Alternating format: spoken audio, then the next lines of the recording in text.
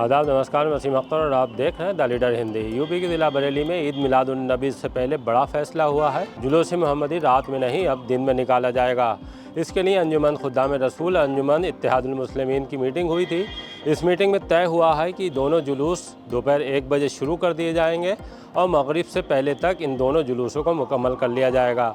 एक जुलूस ईद मिलाद-उन-नबी वाले दिन निकलता है और एक जुलूस उससे पहले ईद मिलाद-उन-नबी की पूर्व संध्या पर निकाला जाता है। अगर हम दोनों जुलूसों की बात करें तो एक जुलूस कोहाड़ा पीर से शुरू होता है और दरगाह आला हज़रत पहुँचने के बाद मुकम्मल होता है। उससे पहले जो जुलूस निकलता है वो पुराना शहर में निकलता है और पुराना शहर का पूरा इलाका जो है उस जुलूस की जद में रहता है। जुलूस पुराना शहर में घूमने के बाद वहीं जहाँ से शुरू होता है मुन्ना खां के नीम पर, वहीं आकर ये ख़त्म होता है। इस जुलूस को लेकर इस बार बड़ा फैसला हुआ है। रात में देर तक चलने की वजह से ही पिछली बार की अगर हम बात करें तो इस जुलूस में डीजे शामिल हो गए थे।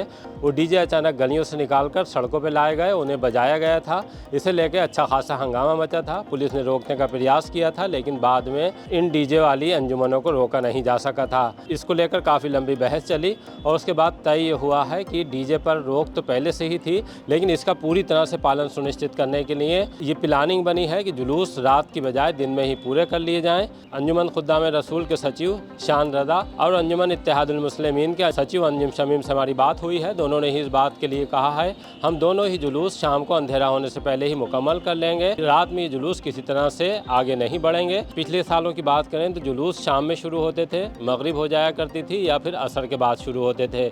इस वजह से जुलूस रात में देर तक चलते थे और कुछ अंजुमनों को जो इस बात की ज़िद पर अड़ी रहती हैं कि वो डीजे के साथ आएंगी, उन्हें ये मौका मिल जाता था कि वो रात में डीजे के साथ निकल आती थी और उस पर शोर शराबा होता था। उसी को देखते हुए ये प्लानिंग तैयार हुई है। दरगाह के जिम्मेदार लोगों से मशवरे के बाद दोनों अंजुमनों ने ये फैसला लिया है। उनका कहना यह है कि इस फैसले को हम पूरी तरह से मजबूती के साथ लागू कराएंगे। ईद मिलाद-उन-नबी की अगर हम बात करें तो ये चांद देखने के बाद तय होगा, लेकिन संभावना ये है 4 या 5 को चांद नजर आने के बाद ईद मिलाद-उन-नबी से पहले और एक जुलूस ईद मिलाद-उन-नबी के दिन निकाला जाएगा। जहां तक डीजे की बात है तो डीजे के लिए एक बार फिर से कह दिया गया है कोई भी अंजुमन डीजे बुक नहीं कराए। उर्स रदवी के बाद जो अंजुमनों की एंट्री है, क्योंकि एक जुलूस में 150 से ज़्यादा अंजुमनें हिस्सा लेती हैं, इन सभी अंजुमनों की पहले एंट्री की जाएगी, उन्हें नियम और कायदे समझाए जाएंगे, उसके बाद ही जुलूस में आने की परमिशन होगी।